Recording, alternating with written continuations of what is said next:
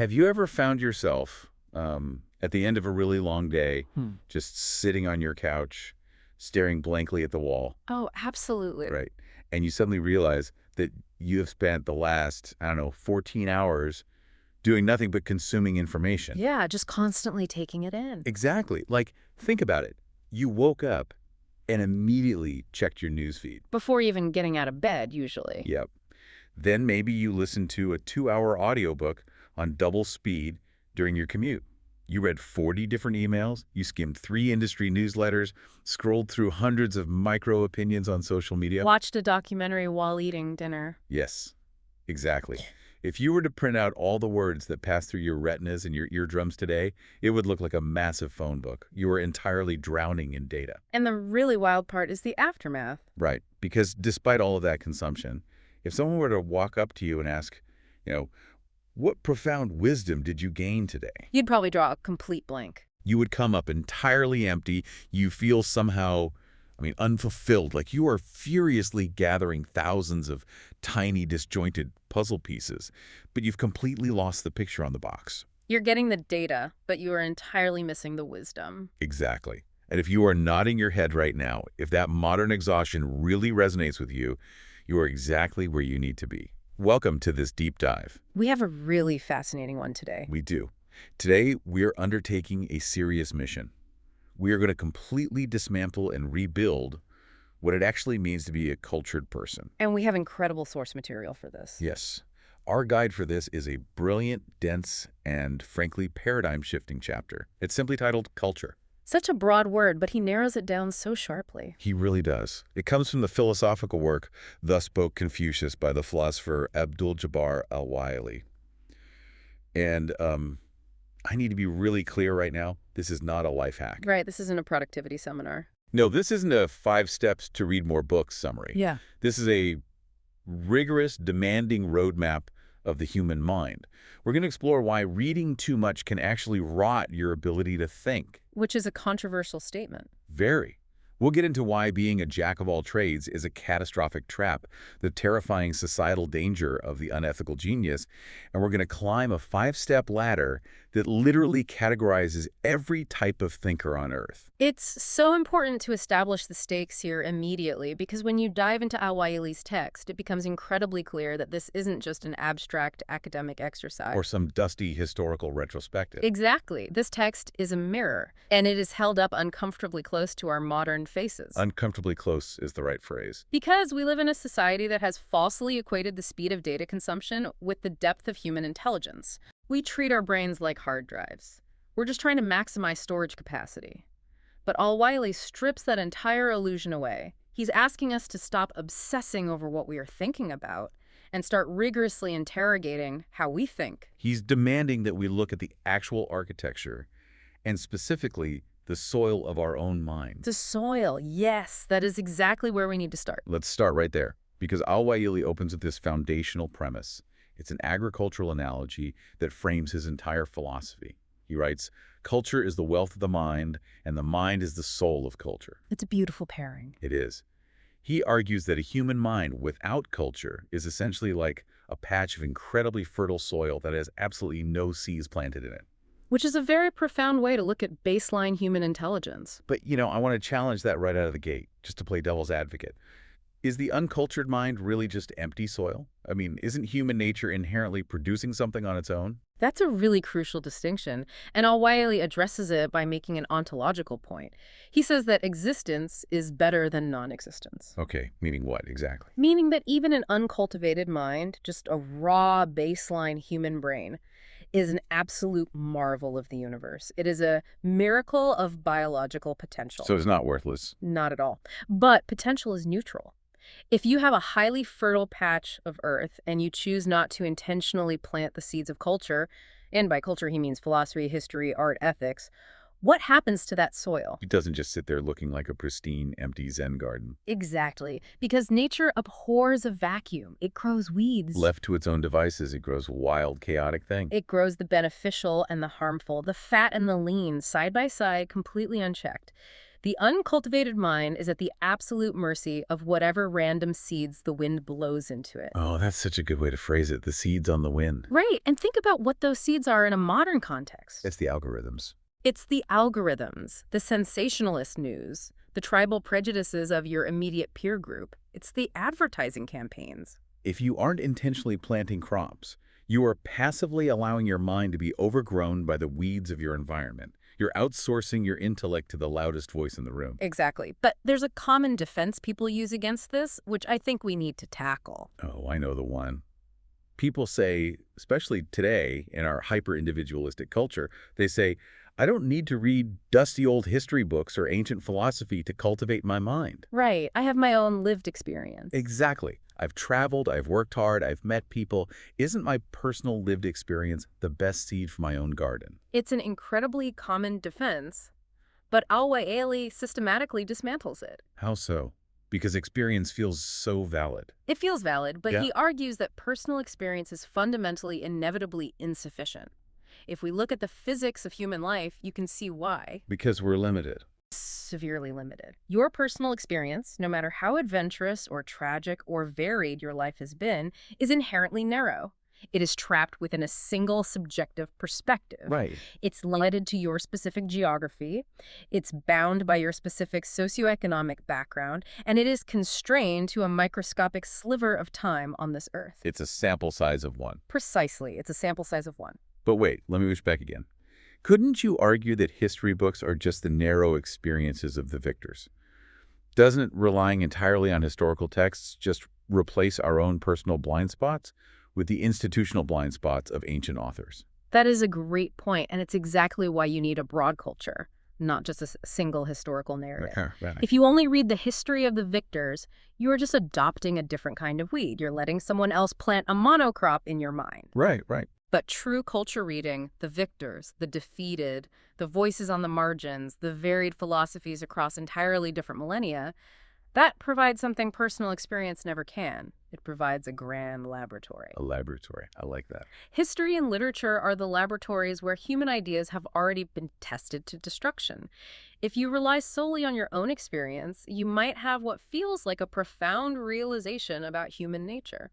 But you have no control group. Exactly. Without culture, you can't tell if that realization is a universal human truth or just a temporary cognitive bias based on something weird that happened to you last Tuesday. So broad culture acts as a corrective lens, or, as the text suggests, an unquenchable light. Yes, it illuminates the massive blind spots that your personal experience is completely unaware of.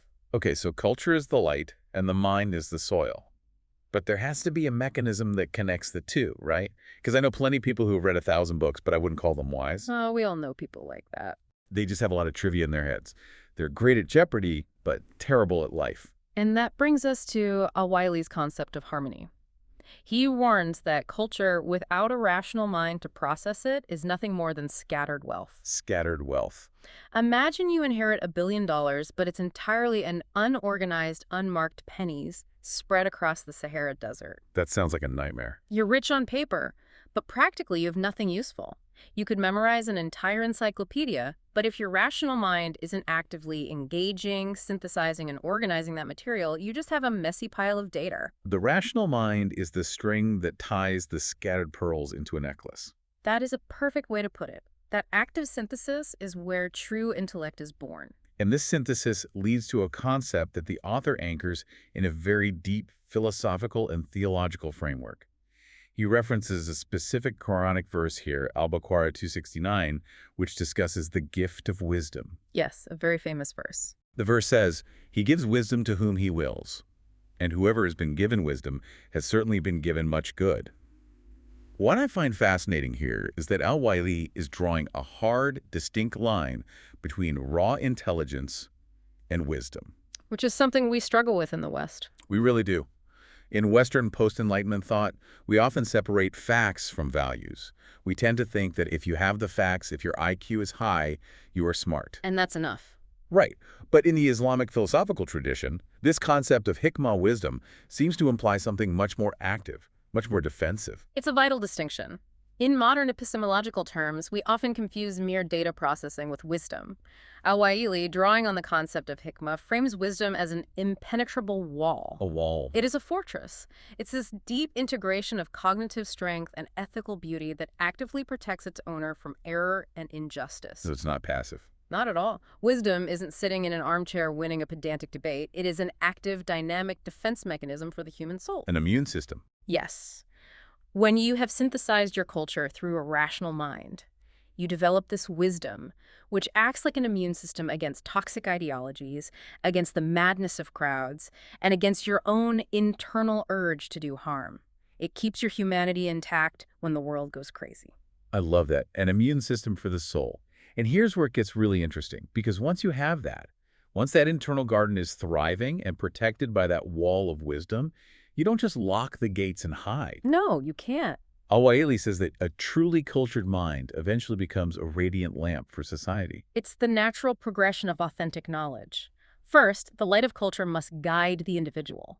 You have to illuminate your own treacherous path before you can ever hope to guide anyone else. You have to put your own oxygen mask on first. Exactly. But once that inner light is stabilized, it naturally radiates outward.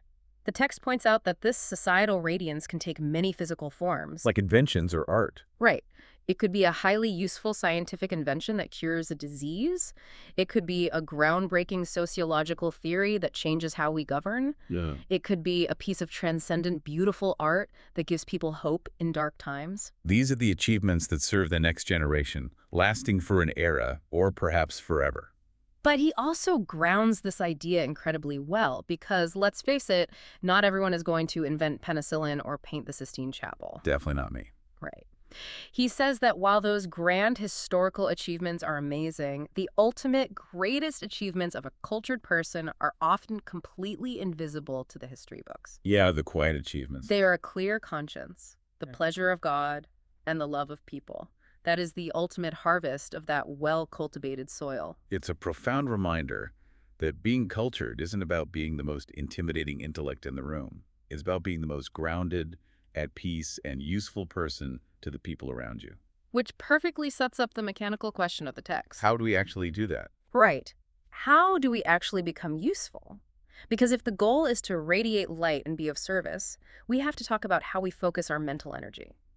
We live in an economy that pulls our attention in a million different directions simultaneously, demanding that we be good at absolutely everything. Yes, the myth of the ultimate multitasker. Mm-hmm. And this brings us to a massive structural problem that Al-Waily identifies, what we can call the specialization paradox. It's a brilliant section. We've all heard the famous maxim that defines a well-rounded intellectual. The cultured person knows something about everything, and everything about something. It sounds great on a coffee mug. It does. It sounds like the ideal life. Right. But Al-Waily digs into the brutal reality of this, citing the proverb, many trades, little provision. This is the ultimate danger of being a pure jack of all trades. This is where Al-Waily is essentially describing the raw physics of human effort. Let's look at the neurobiology of skill acquisition for a second. Okay, let's do it. We have a finite amount of time, a finite amount of caloric energy, and finite cognitive bandwidth. Myelin, the sheath around our nerves that allows for rapid, master-level thought and reflex, only thickens through deep, repetitive, intensely focused practice. Takes time. So much time. If you take your finite energy and spread it razor thin across a dozen different fields, say you want to be a front-end developer and an amateur botanist and a day trader and a political commentator and a baker, what is the mathematical result? They're mediocre at all of them. You achieve absolute zero in terms of true mastery in any of them. You might know enough to sound incredibly interesting at a dinner party for 10 minutes, but you haven't mastered a single domain. And he points out the very real, brutal societal consequence of this. You lose your reputation. Yes. When people in your community or your industry see that you are constantly pivoting, dabbling in everything, but excelling at nothing, they stop relying on you. Your public trust plummets. Because when a crisis hits, society doesn't look for the guy who read a Wikipedia article about structural engineering. They look for the master engineer. They want the person who spent 20 years studying concrete. Precisely. So being a pure generalist is a fast track to irrelevance. But Al-Waily is equally terrified of the other extreme. And he uses this brilliant mechanical analogy to explain it. the engine analogy. Yeah, if we think of science or deep specialization as a machine and broad culture as the general awareness of the world, he asks us to imagine a scientist who is a hyper-specialist with absolutely zero general culture. Right, the person who spends 20 years studying the mating habits of one specific beetle but doesn't know who the prime minister is. Exactly. Al-Waily says this person is like a massive, unconscious, blind machine. A blind machine. It performs the specific task it was built for, and it might do it with terrifying efficiency, but it has no awareness of the context. It doesn't understand the ethical implications of its work. It doesn't know how its work affects the broader human ecosystem. It just computes. This is so relevant right now. Just think about the software engineers in major tech companies who built the early social media newsfeed algorithms. Oh, perfect example. They were hyper-specialized geniuses. Right. They were tasked with optimizing one single metric, time on site. And they built a machine that did that perfectly. Flawlessly. But because many of them lacked a broad general culture, they didn't deeply study sociology or human psychology or historical propaganda, they were completely blind to the fact that their algorithm was going to completely polarize society and devastate teenage mental health. They were perfect, blind machines. That is the perfect modern manifestation of this warning. But then Al-Waily flips the analogy to critique the other side. Right. What about the purely cultured person who has no specific specialization? This person, he says, is like a massive, incredibly powerful motor that isn't connected to any wheels. A motor with no wheels. I feel like I see this person on my social media timeline every single day. We all do. This is the person who reads 3 books a week, who has deep, eloquent opinions on macroeconomic policy, existentialist philosophy, and urban planning. They sound brilliant. They rev up, they make a ton of noise, they have all this potential cognitive energy. But because they have refused to submit to the difficult, humbling, boring process of specialized mastery, they have no specific application for their thoughts. They have no forward momentum. Exactly. They can't build a business, they can't pass a law, they can't engineer a bridge. They just sit there vibrating in place, generating heat and noise, but absolutely no movement. It's the tragedy of the perpetual grad student, or the professional commentator who constantly critiques the arena but has never actually stepped into it. Yeah. So if both extremes are disastrous, if you can't be a blind machine and you can't be a wheelless motor, how do we actually calibrate our lives? Al-Waily gives us a highly pragmatic formula here, a golden ratio of effort. It's pretty strict, isn't it? It is, and it requires a level of intellectual discipline that most people really shy away from. He suggests consciously dividing your mental labor. Dedicate a half or a third of your effort strictly to your chosen specialization. Go painfully deep. Submerge yourself until you achieve perfect mastery in that one specific area. Why?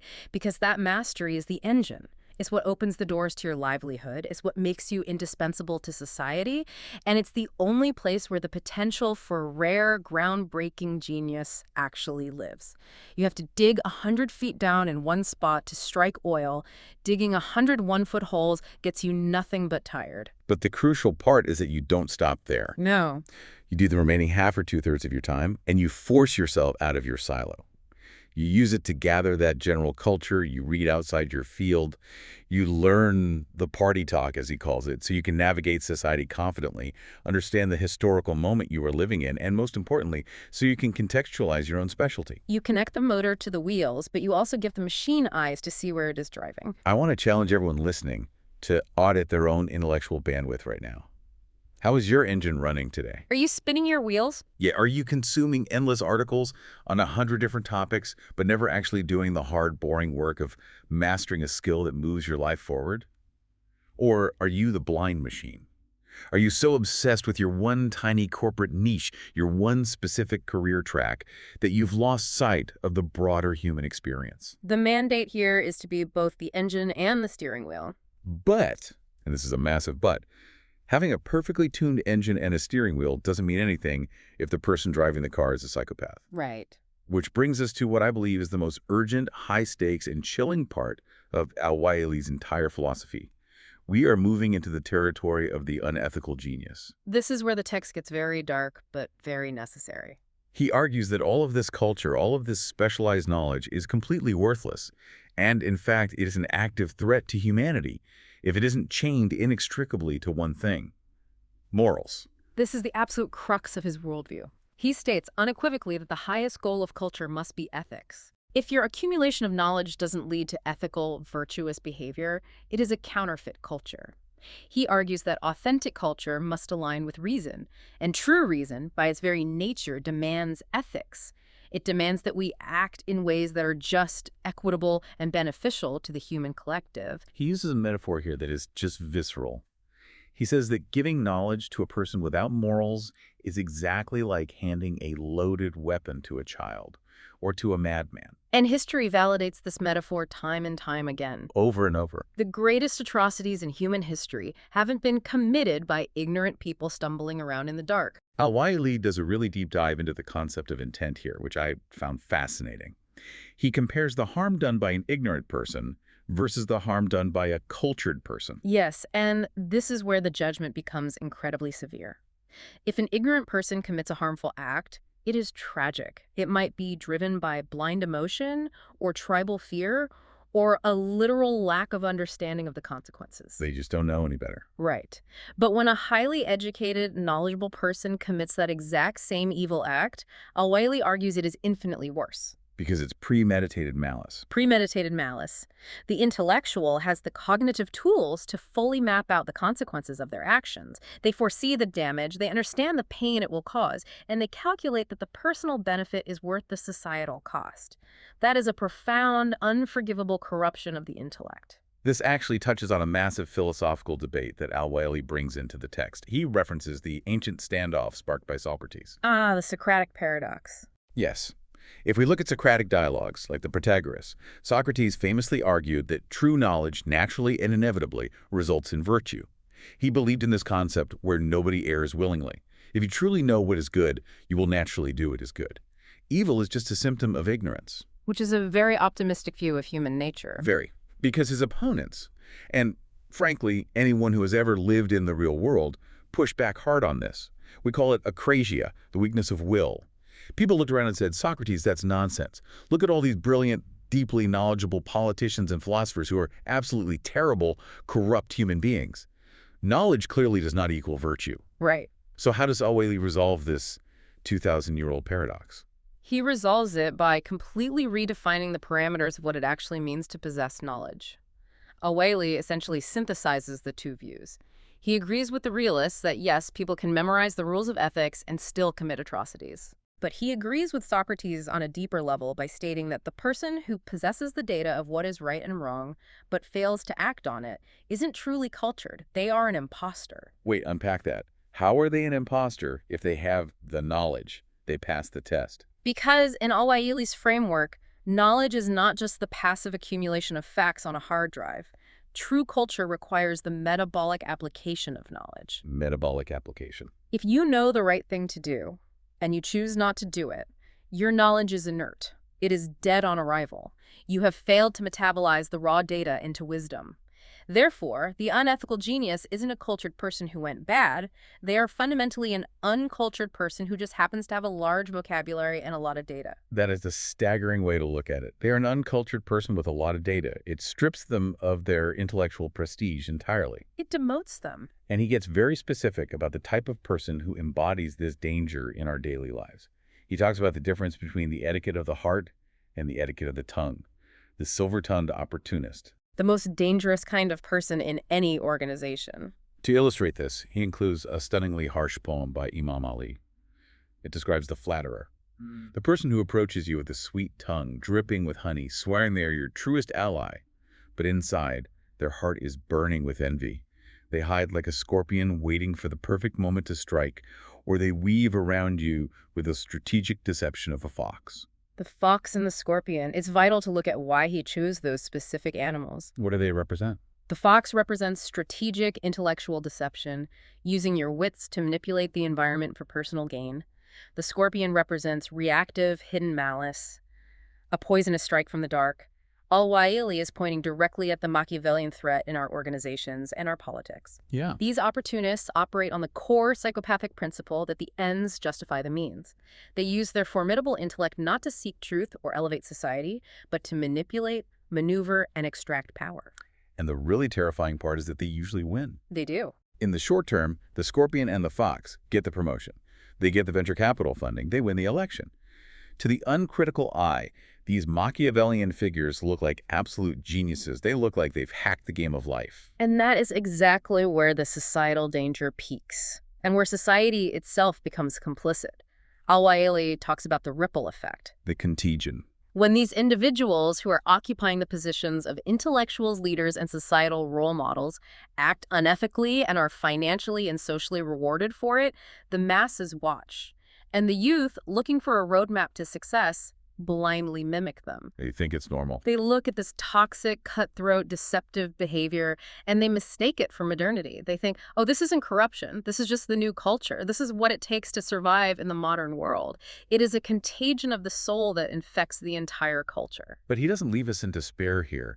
He actually provides a diagnostic tool for the health of a civilization. He notes that advanced, deep-thinking, truly cultured societies expose these frauds almost immediately. They have that immune system we talked about earlier. Yes, a mature society looks at the silver-tongued opportunist and sees right through the rhetoric to the rotten core. They refuse to do business with the scorpion. It is only shallow societies, societies that have failed to cultivate their collective wisdom, that fall for the fox. So the presence and massive success of these unethical geniuses is actually a damning indictment of the society that elevates them. Precisely. It places the burden of responsibility not just on the individual to be ethical, but on the collective to refuse to validate the counterfeit culture.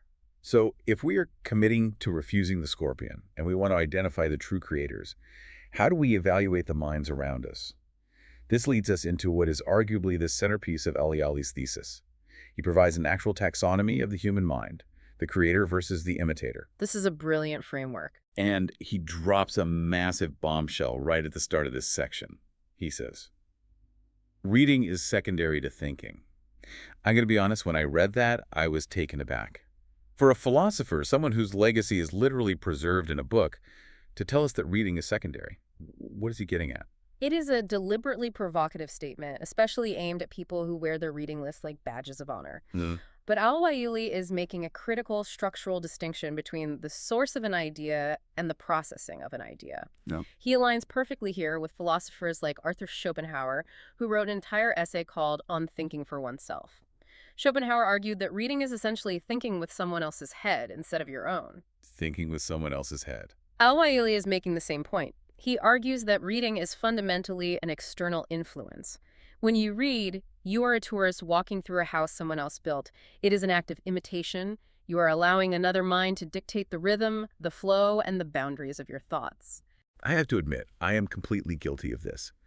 I have bought dense, ambitious hardcover books, things I barely understand, just to have them visible on the bookshelf behind me during video calls. We've all done it. It's purely performative.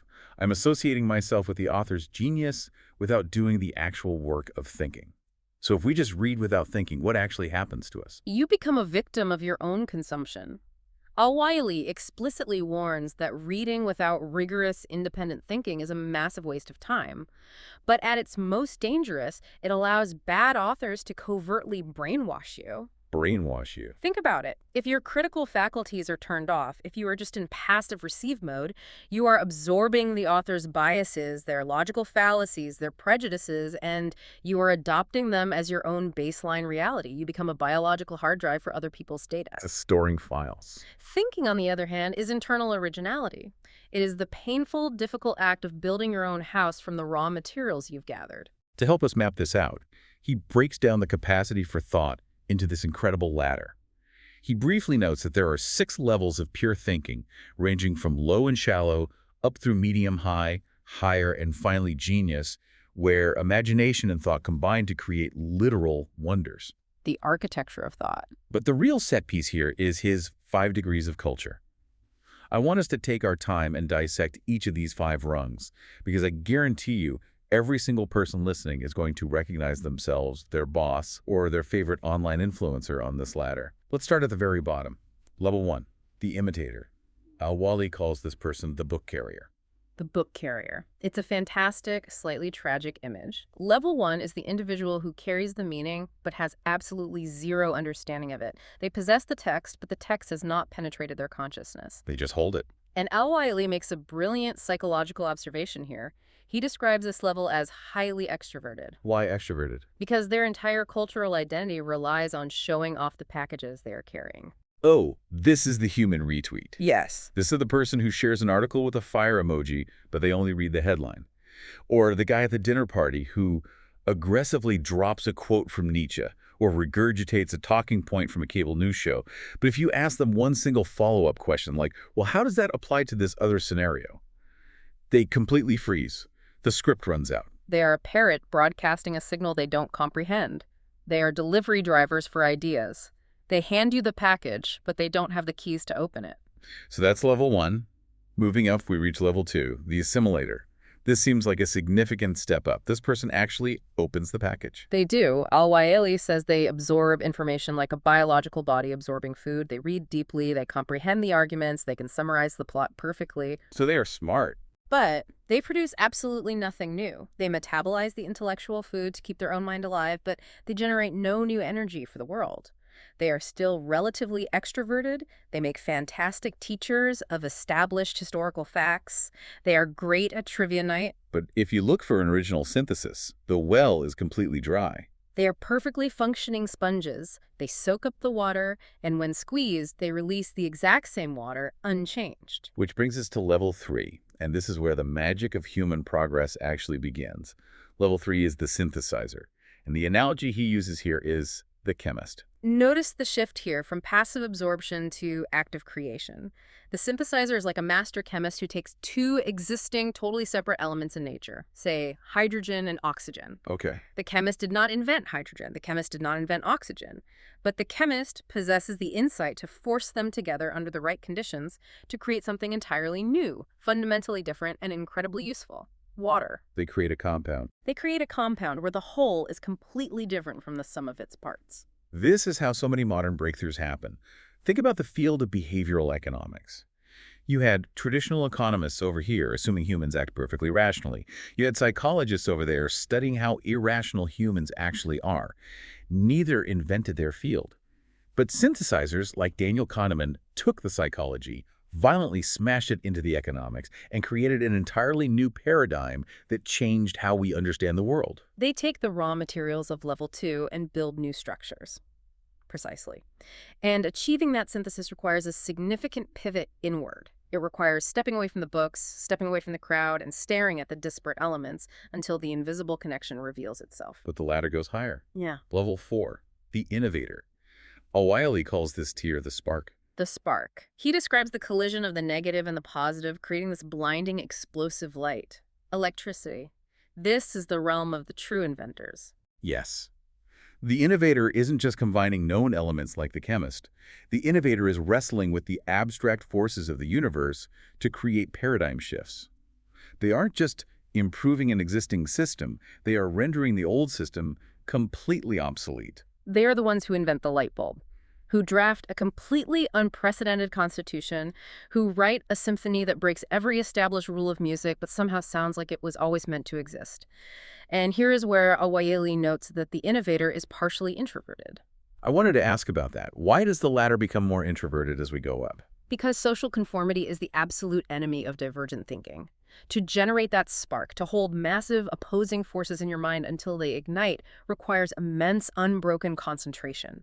It requires actively withdrawing from the extroverted noise of the crowd, from the chatter of the level 1s and 2s who are constantly talking about what already exists. You can't hear yourself think. You cannot listen to the subtle frequency of pure innovation if you are constantly managing your social status at a dinner party.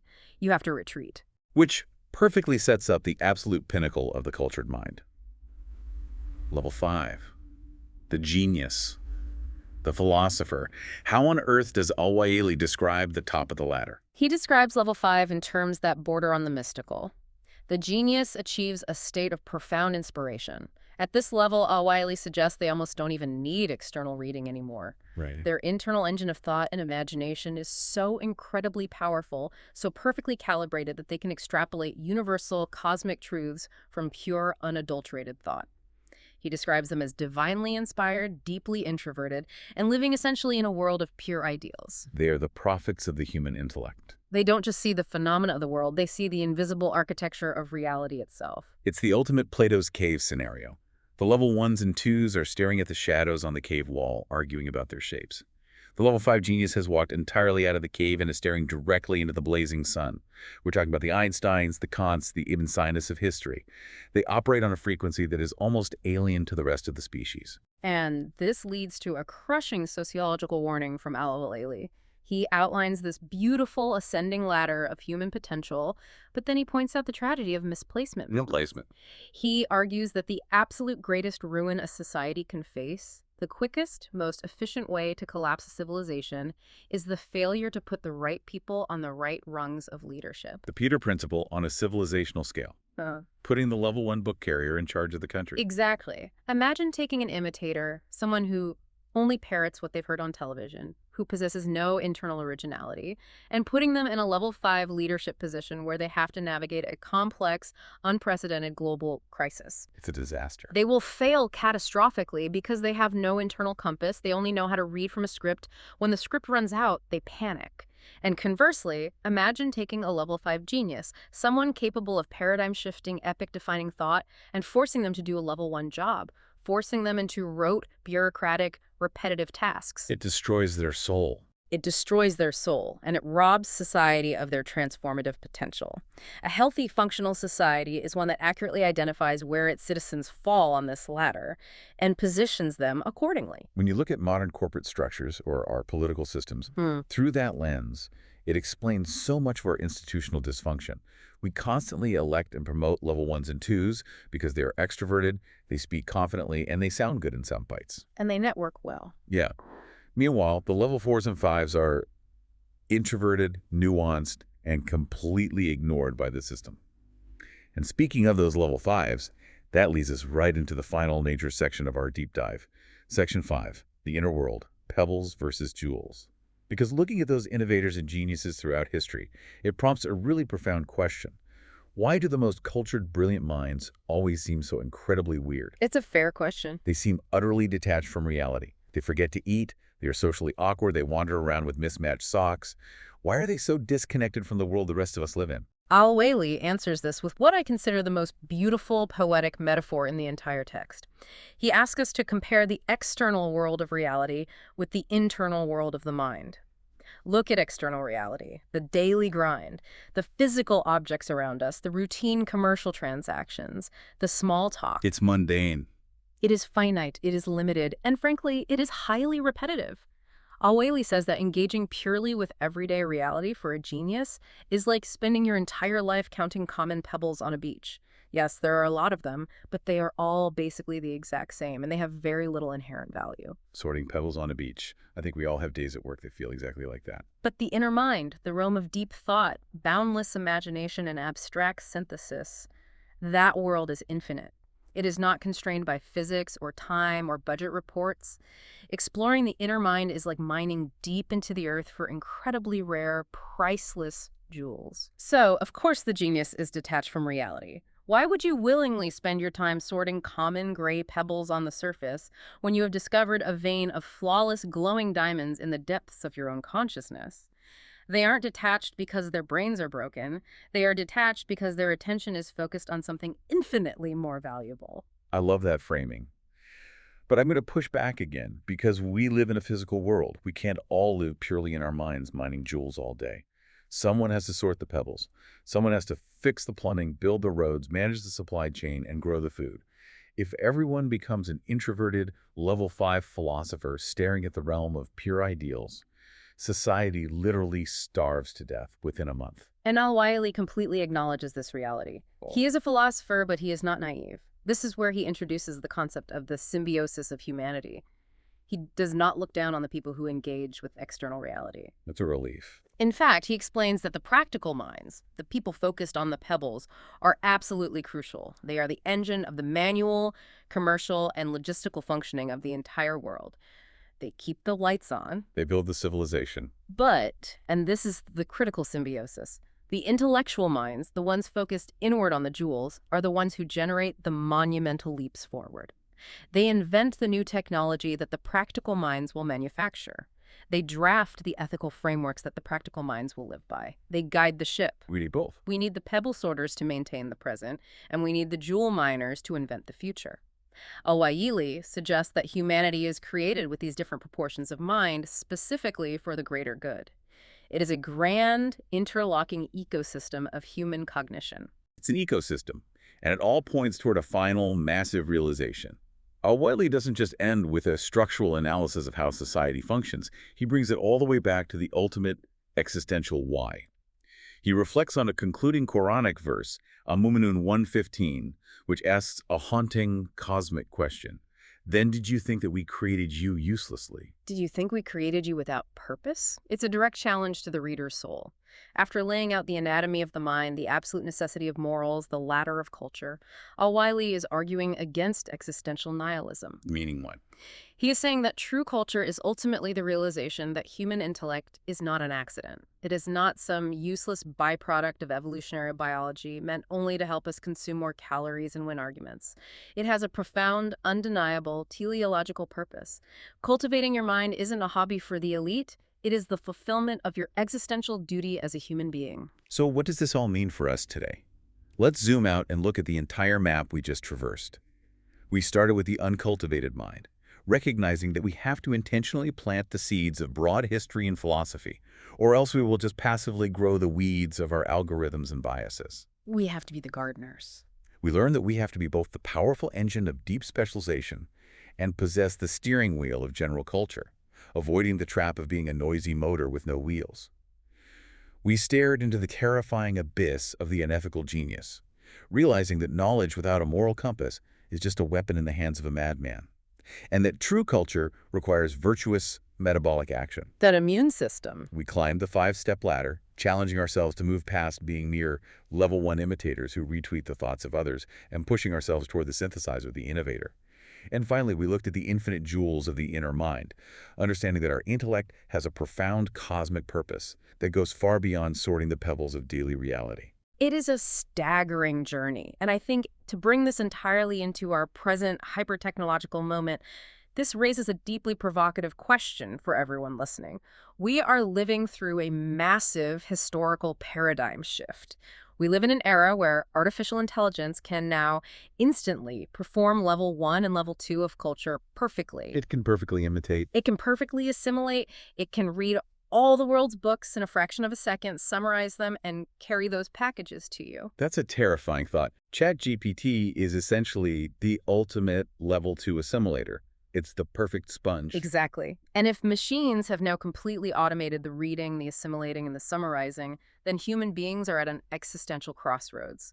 We have no choice but to master the thinking. Because the lower rungs are taken. The lower rungs of the ladder belong to the algorithms now. Your moral compass, your ethical application of knowledge, and your original imaginative jewel mining synthesis are the only things keeping you on the higher rungs of that ladder. The machines can sort the pebbles infinitely faster than we ever could.